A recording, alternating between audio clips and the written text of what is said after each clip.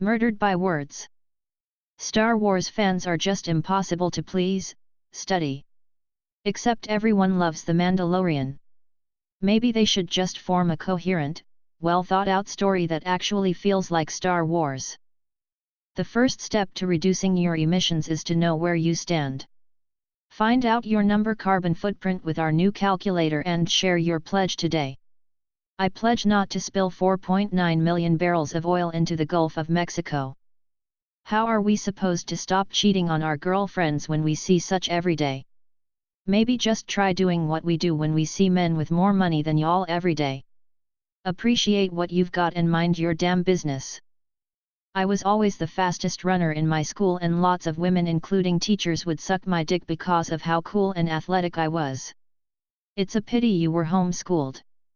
If you're not too young to see heterosexual relationships, you're not too young to see homosexual ones. And that's that. Do not at me with dissenting homophobic opinions. One woman said your kids are going to be confused when they realize they have two mamas. I told that bitch were your kids confused when they realized all four of them had different daddies? Then again, the country that doesn't use the metric system is the only one to have landed men on the moon, so. About that, NASA uses the Iojika I system and the only time someone tried to use the Imperial for space they ended up crashing in Mars. Introverts are like a slow website.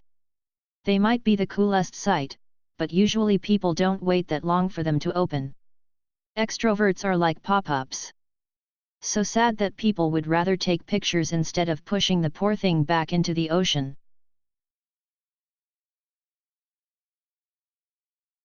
Guns don't kill people.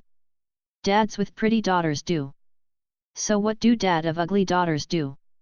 Ask your dad. I have never seen a dreamcatcher with a nightmare stuck in its web before.